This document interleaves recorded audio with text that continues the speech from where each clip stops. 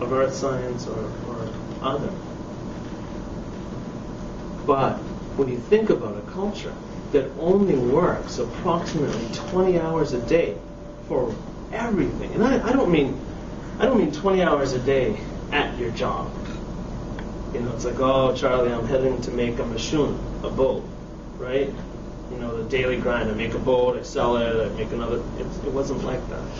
People, they made boats, they built houses, they did things. People were fairly self-sufficient in our culture, but people who were very, very good at certain things might actually kind of sell their goods or sell, you know, their work for other resources. So if you were an excellent house builder, maybe people would go to you and say, hey, can you help me build my house? You know, your houses are by far the best. And so a barter trade system would be how you would deal with that. Okay, you help me build my house, I make sure you have tons of corn for the rest of the year and to next year or however long. And I'll trade you my boat and I'll, you know, do other things. And so people would work out those sorts of trades in that barter exchange system. But 20 hours a week to cook, clean, maintain your house, maintain your other house, because we had two homes. We had a winter house and a summer house. Most people cannot brag having two houses in this society, but my ancestors, everyone had a summer and a winter home. And our winter houses weren't little homes, you know, tucked in a valley somewhere. Some of our winter houses were over 200 feet long for one family line. So not what you folks would think of as your immediate family, but a matrilinear clan system, because we're a matrilinear, matrilocal people. So women are the head of the family, and the eldest woman would be kind of the figurehead of that whole family line. And so ultimately, all the related people under that woman, and with all those related women beneath her, would make up the family lines that would live in that house. So imagine having an apartment building that was owned by your family, and that could be opened up basically from an apartment building to a function hall where you could have thousands of people dancing, singing, feasting, gambling, socializing, telling stories, learning about different things, having essentially your leaders and the people of status giving lectures. You wouldn't call it a lecture, but that's essentially what it was. Some of the history lessons that were taught would go for days, sometimes 12 days straight, with just people getting up, having some food, and then it would start, and it would go till the sun went down and well into the night, ending with sometimes songs or certain types of stories being told, and then people would make their way to their beds, and it would start with the sunrise again for days and days through the winter, because in the winter time you might only work about an hour a day. Who wouldn't want to work an hour a day? Honestly. And in the summertime you might be busy working as much as 4 or 5 hours a day.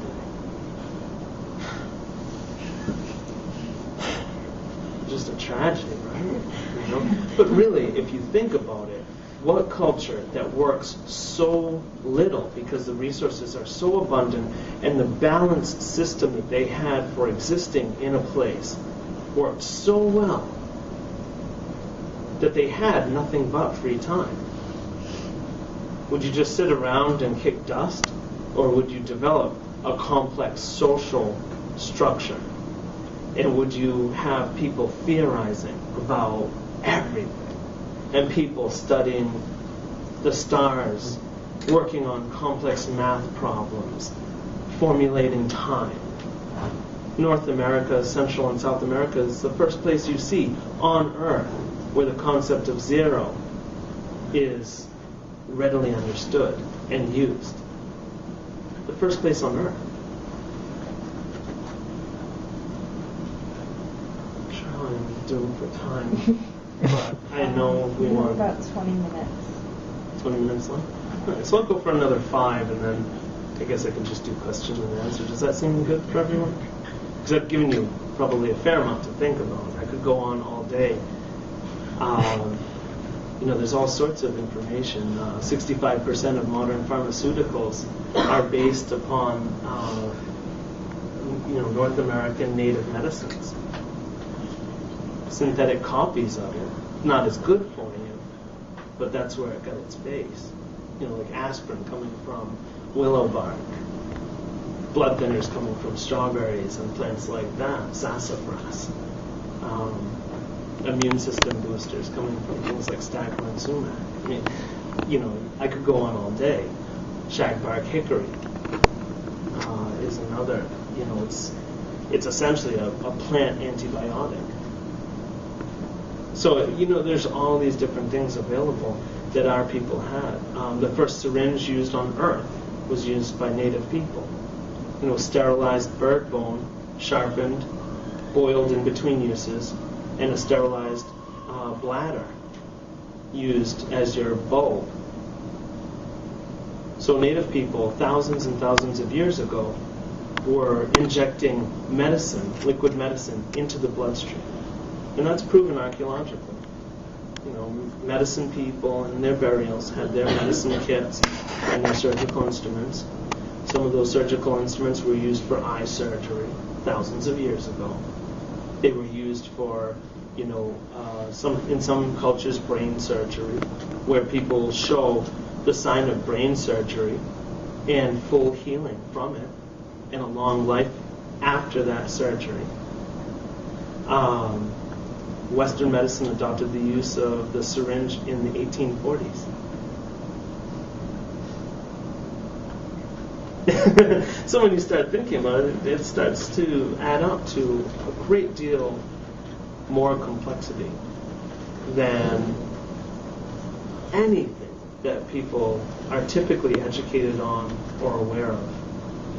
When the European people came here in the 1500s to do any number of different things. 1501 is the first recorded instance of slave taking off of the New England coastline, where 50-plus native men and women and an untold number of children were loaded onto a ship captained by a Portuguese man with a Spanish crew, sailed back to Spain and sold.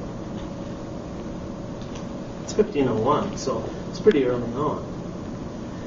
When accounts and interactions like that were recorded in ships' journals, one of the other things that was recorded was how active the people were on the sea and how their roadways in this area were compared to the ones in places like England. And English people themselves said there was a more complex and better maintained roadway system in these lands than anything you could find in all of Europe. So that's not, stagnant small groups of people, small populations sitting around wondering what was on the other side of the hill. People maintain roadways to travel. And you have to have a population in order to establish those roadways and maintain them. So it was estimated for the Wampanoag Nation that we had a population in the 1600s and prior of over 100,000 people.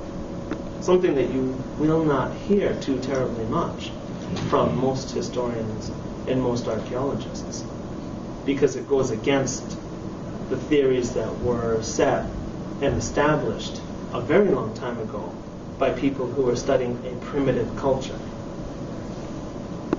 And certainly many books were written on the subject. Whole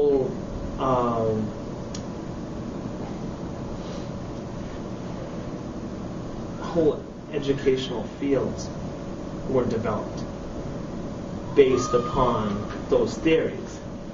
And so to just put the information out there and say, okay, it was all wrong, would certainly shake the boat. So it's a slow transition to what is really truly known. I deal with this on a daily basis because I'm a cultural resource monitor. I'm the senior cultural resource monitor for the Tribal Historic Preservation Office for my tribe, for Aquinnah. And I deal with archaeology on a daily basis. And so I actually have head-to-head fights with people on a regular basis because they're staring at information and are not willing to accept it for what it is.